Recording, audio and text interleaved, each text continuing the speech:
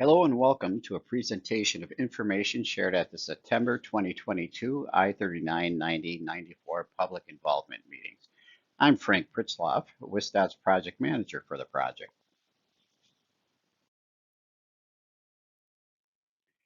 Here are the topics I'm going to cover today.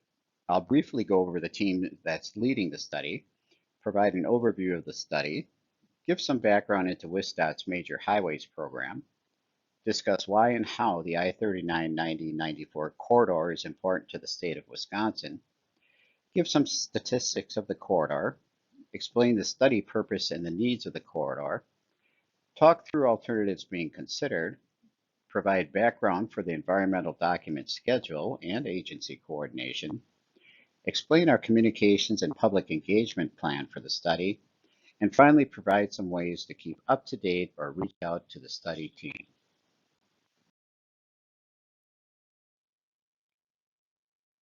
The primary study team is comprised of WISDOT staff from the Southwest Region and Central Office and Federal Highway Administration staff from their Wisconsin office. Dan Shave is the study's supervisor. I'm Frank Pritzloff, the study's project manager. Brian Taylor is WISDOT Southwest Region Environmental Coordinator. Mike Helmrich is WISDOT Central Office expert regarding the National Environmental Policy Act process. Ian Chittister is FHWA's Wisconsin Office Environmental Program Manager. Dave Platts is FHWA's Wisconsin Office Major Projects Oversight Engineer. And Anthony Norman is FHWA's Wisconsin Office Transportation Engineer.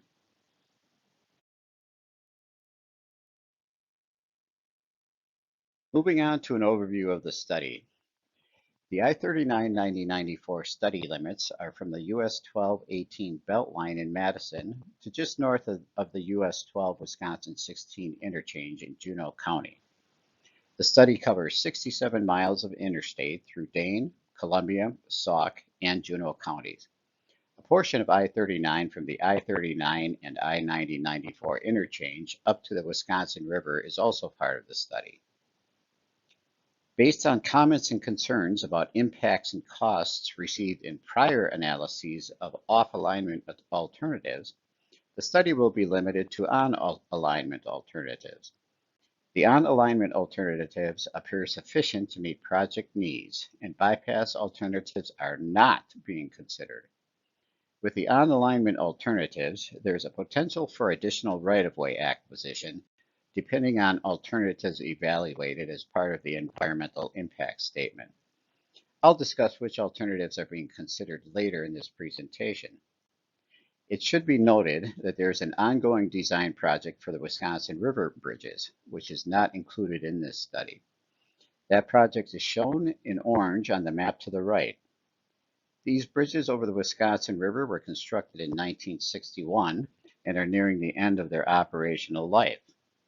WISDOT currently expects the reconstruction of these bridges to occur from 2024 to 2027.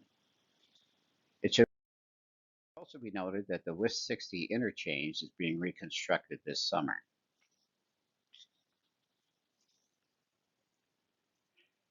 I'd now like to give some background on WISDOT's Major Highways program and how this study aligns with that program's requirements.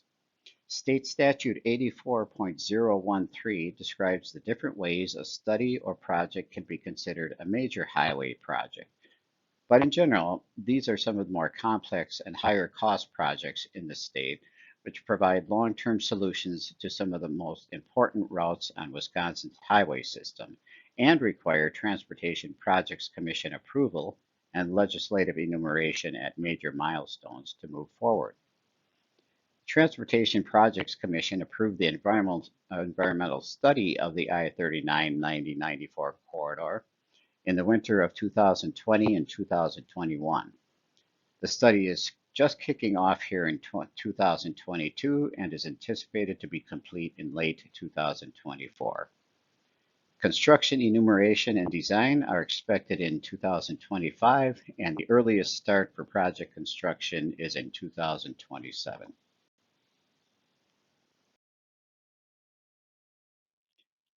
Moving on now to the importance of the I-39 9094 corridor.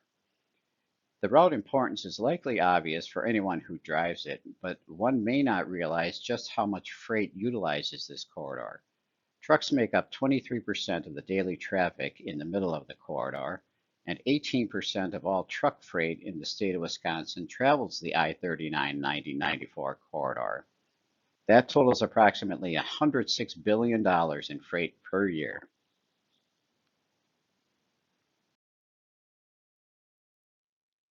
The I-39 9094 corridor also serves as a gateway from large population centers to major outdoor recreation areas and tourist destinations in central and north central Wisconsin. An interesting fact is that where I-39, I-90, and I-94 run concurrently from the Badger interchange in eastern Madison to where I-39 splits from I-90 and 94 just south of Portage, is the longest stretch of three concurrent interstates in America.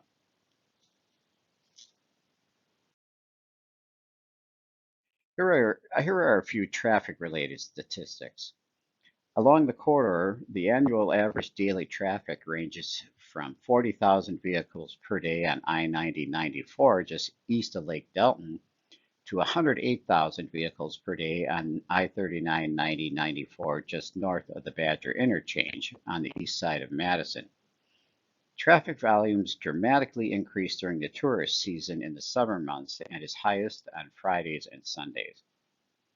It should also be noted that 2021 traffic counts were higher than pre-pandemic levels throughout most of the corridor.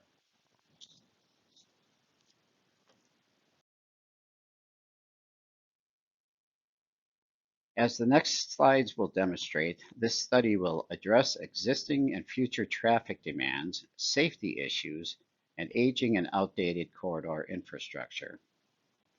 The purpose and need and alternatives information presented here is preliminary and will be refined during the study scoping and environmental review process.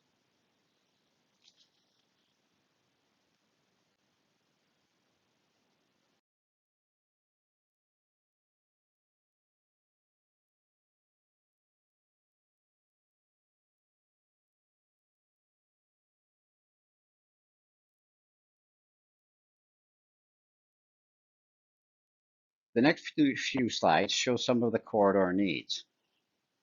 Pavement along the corridor is in need of rehabilitation, maintenance, or replacement. If this study doesn't move forward as a project, it's anticipated that 16 rehabilitation or maintenance projects would be needed over the next 30 years. Each of these projects would require lane closure and cause traffic impacts. There are 15 existing interchanges within the 67-mile study. Each of the interchanges will be evaluated for existing and future traffic demands and safety concerns. The exact extents of any potential interchange improvements are not yet known, but will be determined as alternatives development progresses. Many of the bridges along the corridor also need work. It's anticipated that 86 structures would require replacement or significant deck work over the next 30 years if the study doesn't move forward as a project.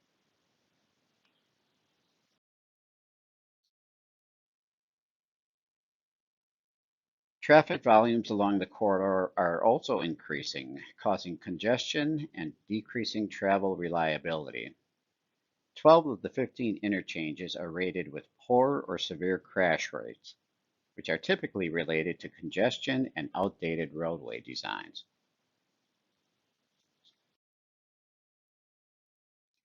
Flooding is also a concern in areas of the corridor. Since 2008, two flooding events caused total closures of the interstate. This study will evaluate flooding mitigation measures in addition to the previously mentioned infrastructure and traffic needs. As I mentioned earlier in the presentation, the study will not consider any bypass alternatives. Here are the alternatives in consideration. A no-build alternative will be the base scenario. This alternative would not move forward with a major project after study. Instead, The smaller maintenance type roadway and structure projects that I discussed in the corridor needs section would take place over the next 30 years. Next, a traffic demand management / traffic systems management alternatives to reduce personal vehicular travel or shift such travel to alternative times and routes, allowing for efficient use of the existing transportation system's capacity. Examples of traffic demand management strategies would be encouraging increased use of transit and park and ride lots. Transportation system management and operations optimize existing transportation facilities to maximize carrying capacity and travel efficiency through freeway traffic management, street and highway traffic management, and other measures to help alleviate congestion. Some typical examples of traffic system management strategies would be ramp metering, traffic detectors, message signs, and freeway monitoring / advisory information. TDM and TSMO strategies are typically implemented in urban areas, including the Madison metropolitan region. Several build alternatives will also be evaluated. One build alternative will look at spot improvements only in specific locations where there are major safety or operational issues. Spot improvements would not consider improvements to the corridor as a whole. Modernization alternatives will also be developed, both with and without capacity expansion, as supported by forecasted future traffic volumes. Modernization means that the project would bring the new infrastructure up to modern standards for safety, bridge standards, and roadway geometrics like stopping sight distances, vertical and horizontal curves, right-hand entrance and exit ramps, and merge distances, etc.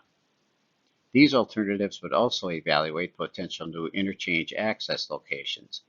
It's anticipated that the study will evaluate new interchanges at the request of the City of Madison at an extension of Milwaukee Street, about 1 1/3 miles east of the Badger interchange, and somewhere in the vicinity of Hepker or Hanson Roads, between the US 151 and US 51 interchanges. Other potential new interchange locations may also be evaluated during the study.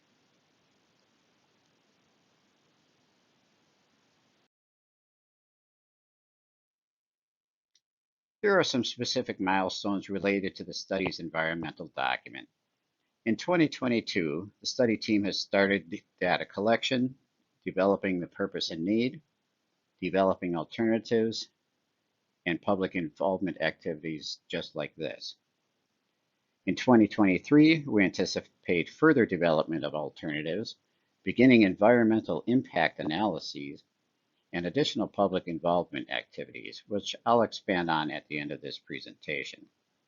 In 2024, we'll continue public involvement activities, finalize the environmental impact analysis, complete a public hearing for the study, and complete the environmental document.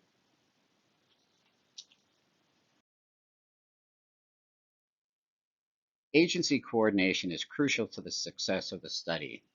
WSDOT will work with the Environmental Protection Agency, the U.S. Army Corps of Engineers, the U.S. Fish and Wildlife Service, National Resource Conservation Service, the Wisconsin DNR, the State Historic Preservation Office, the Wisconsin Department of Agriculture, Trade, and Consumer Protection, tribal governments, and other prudent agents throughout this study to ensure that potential impacts are known and can be mediated wherever necessary.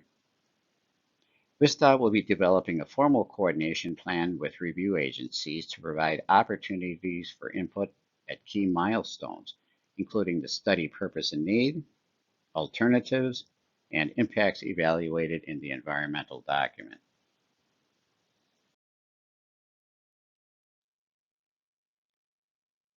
Throughout the study, WSDOT will be communicating and coordinating with businesses, industries, and communities that may be affected by a potential future project to get input into what's most important to them.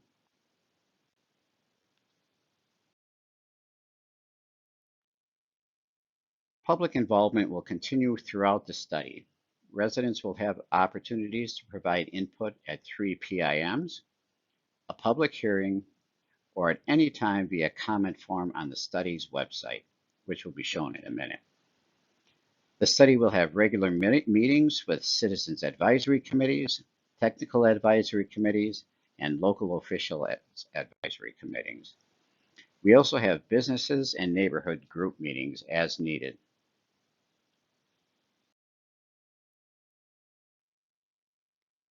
For the remainder of 2022, the study team will continue its preliminary work towards developing the draft environmental impact statement.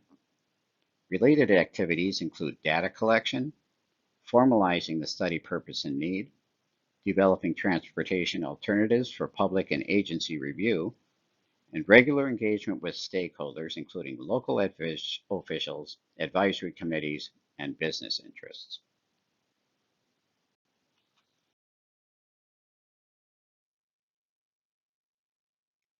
Here's a schedule related to public involvement milestones and scheduled opportunities for continued feedback and engagement.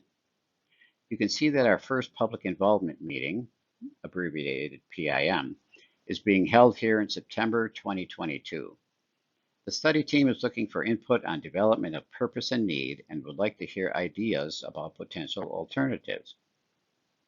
We currently anticipate our second PIM will be in spring of 2023, and our third PIM will be in fall of 2023. These future PIMs will be focused on development of the range of alternatives and working toward identification of their preferred alternative. We accept general comments at any time via our study webpage. However, we hold large-scale public meetings to present and collect input about specific aspects of the corridor study. For example, in preparation of the draft environmental impact statement in April 2024, WSDOT will hold 2 meetings in 2023 to share and seek feedback about various transportation alternatives developed for the corridor. We plan to publish a draft environmental impact statement, known as an EIS, and hold a public hearing in early to mid-2024 in order to develop the final EIS by the end of 2024.